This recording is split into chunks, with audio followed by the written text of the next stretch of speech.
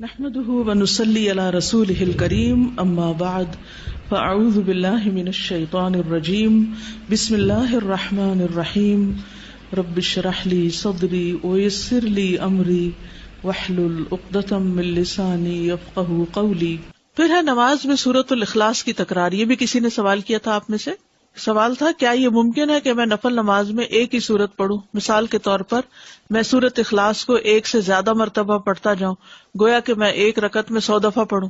بعض لوگ اس طرح کرتے ہیں نا، کئی لوگ وظیفے بتاتے ہیں، حاجت کے نفل بتاتے ہیں، یہ سورت 15 دفعہ پہلی رکعت میں اور دوسری میں، یہ سب خود ساختہ طریقے ہیں۔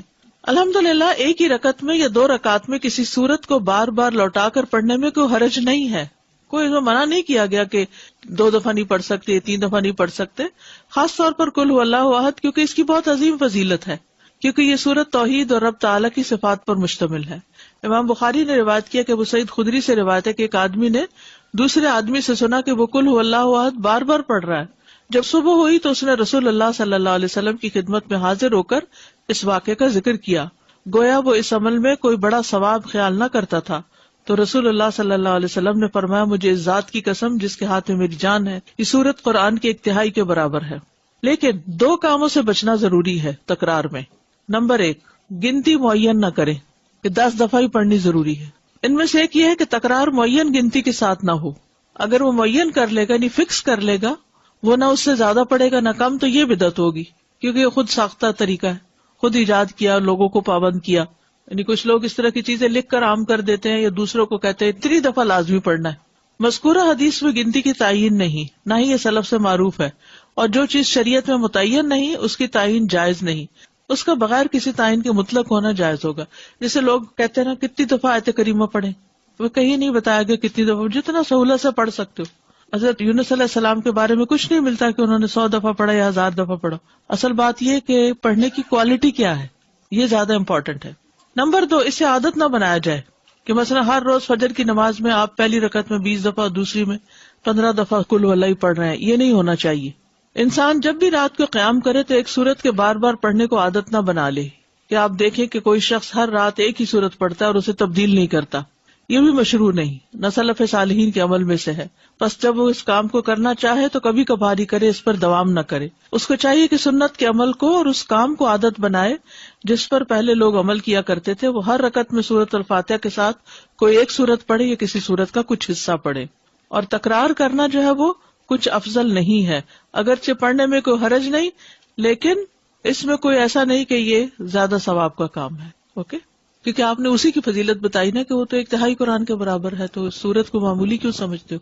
اور تکرار سے منع نہیں کیا تھا، لیکن تکرار فکس کرنا جو ہے اپنے پاس سے وہ ٹھیک نہیں۔ سورہ ملک ہم عشاء کے آخری 2 رکعت میں پڑھ سکتے ہیں؟ جی پڑھ سکتے ہیں، چاہے فرضوں میں پڑھیں چاہے نفلوں میں پڑھیں، تو وہ اس کی تلاوت کا وہ حق ادا ہو جائے گا انشاءاللہ۔ لیکن اس کو لازم اس وقت پابند نہ کر لیں اپنے آپ کو، کبھی اس میں پڑھیں کبھی نہ بھی پڑھیں۔ ابھی ہم نے پڑھا تھا کہ حضرت عثمان رضی اللہ عنہ نے رکوع کے پہلے پڑھنی شروع کی تاکہ جو ہے ان کو رکعت مل جائے لوگوں کو، تو اس صورت میں سورہ فاتحہ تو مس ہو گئی، تو پھر ہمیں رکعت ریوائز کرنی پڑے گی، ریپیٹ کرنی پڑے گی؟ نہیں، جب وہ آئے گا لمبا ہو جائے گا نا، جیسے ایک رکعت ویسے تو چھوٹی ہو جاتی ہے، لیکن اگر قنوت پڑھنی شروع کی تو لمبی ہو گئی رکعت، جی، تو وہ پھر سورۃ فاتحہ آ کے پڑھ لے گا اپنی، کیونکہ رکعت لمبی ہو گئی ہے نا۔ اچھا، وہ خود سے پڑھ لیں گے؟ خود سے پڑھ لے گا نا، ٹھیک ہے۔ امام کی اگر مس بھی ہو جائے اور انسان خود سے پڑھ لے تو نماز ہو جائے گی۔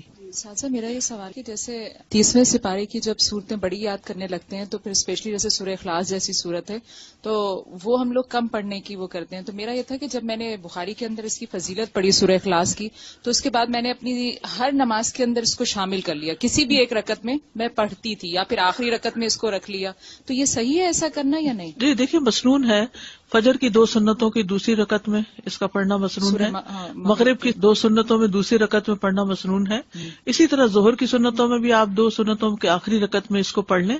سنت کی دوسری رکعت میں اس کو پڑھنا جو ہے وہ تو سنت سے بھی ثابت ہے، حتیٰ کہ وتر کے بھی آخری رکعت میں۔ دیکھتے ہیں کہ قبولیت دعا کے اسباب کیا ہیں۔ فصل پنجم، بعض لوگوں کی دعا بسا اوقات بہت جلد قبول ہو جاتی کیونکہ وہ سخت ضرورت مند ہوتے ہیں۔ ضرورت ان کے اندر اضطرابی کیفیت پیدا کر دیتی ہے، ہلچل مچا دیتی۔ اگر آپ کے اندر ہلچل ہے تو آپ دوسروں کے اندر بھی مچا دیں گے۔ جو وہ دعا مانگنے والا تھا نا، اس کے اندر ہلچل تھی اور اس نے اتنی شدت سے دعا مانگی کہ آسمانوں میں کھلبلی مچ گئی اور وہاں سے فرشتہ آ گیا.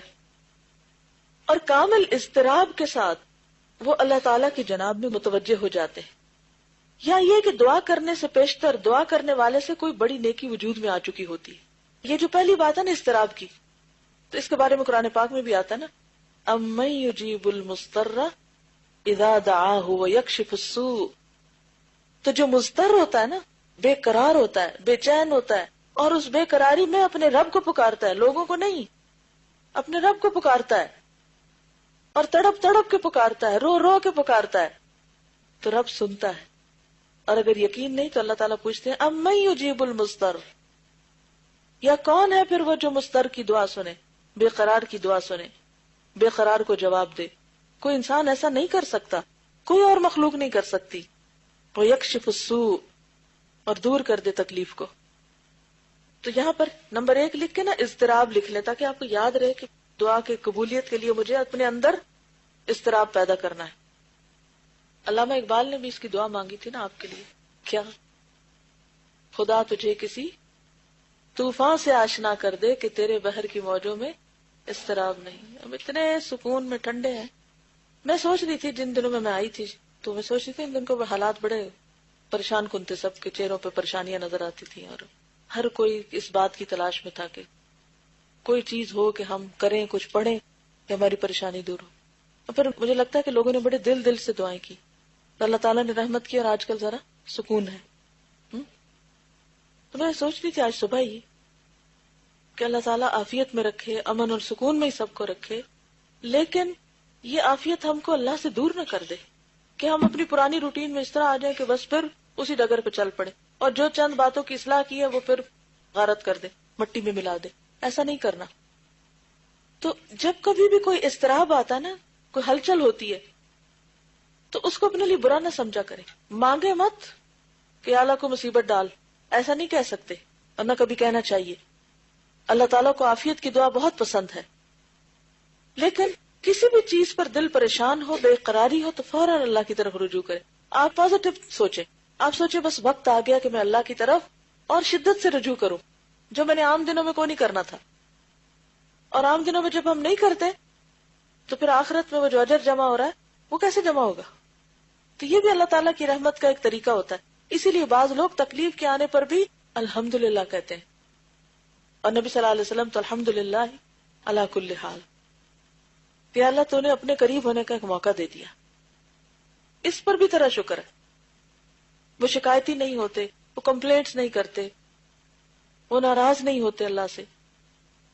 حدیث میں آتا ہے کہ جب اللہ کسی قوم سے محبت کرتا ہے تو ان کو آزمائش میں ڈال دیتا ہے، پھر وہ آزمائش اس بندے کو مضطرب رکھتی ہے، اور پھر اس اضطراب میں بندہ تڑپ تڑپ کے پکارتا ہے اللہ کو. اور شیطان کیا کہتا ہے؟ اللہ تو تم سے ناراض ہے، تمہاری تو یہ دعا بھی نہیں سنی جائے گی. اور بعض اوقات ہم کس طرح شیطان کی سن بھی لیتے ہیں. ہاں واقعی اتنی دفعہ تو مانگ چکی ہوں، کہاں سنی جائے گی. تو ایک وجہ تو یہ ہوتی ہے دعا کی قبولیت کی کہ مانگنے والے کے اندر، کیونکہ پیچھے ہم نے پڑھا تھا نا رکاوٹ کہاں سے آتی ہے، یا مانگنے والے کی طرف سے یا جس کے لیے مانگی جا رہی ہے. تو پہلی چیز ہوتی ہے قبولیت کی وجہ میں سے اضطراب، یا یہ کہ دعا کرنے سے پیشتر دعا کرنے والے سے کوئی بڑی نیکی وجود میں آ چکی ہوتی ہے. بعض اوقات انسان کوئی نیکی کرتا اور اس کو خیال بھی نہیں ہوتا کہ اس نے نیکی کی. مثلا کوئی شخص انتہائی غمگین تھا، دکھی تھا، آپ اس کو دیکھ کے اسمائل کیے، اس شخص کا غم تھوڑی دیر بھول گیا، آپ نے سلام کیا، جا کے حال پوچھا. اب دیکھنے میں تو کیا ہے یہ، آپ نے تو بس ایسے ہی ایک روایتی سا کام کر لیا اور کیا اللہ کے لیے. حقیقت میں کیا تھا؟ اسمائل بھی چیریٹی تھی، صدقہ تھا. سلام کرنا دعا تھی، آپ دوسرے کے لیے کر رہے، اللہ نے آپ کے لیے سلامتی لکھ لی. آپ نے اس کا حال پوچھا، اس کا دل بڑا ہو گیا. اب اس سے کیا ہوا آپ کو نہیں پتا. اچھا اتنے میں آپ جا رہے ہیں، راستے میں یہ عمل کر کے جا رہے ہیں، کوئی آپ کو اپنی پریشانی یاد آ گئی، آپ دل ہی دل میں اللہ کو پکارنے لگتے ہیں، یا اللہ تو میرا دکھ دور کر دے. کسی کو نہیں پتا، اور آپ کی دعا سن لی جاتی.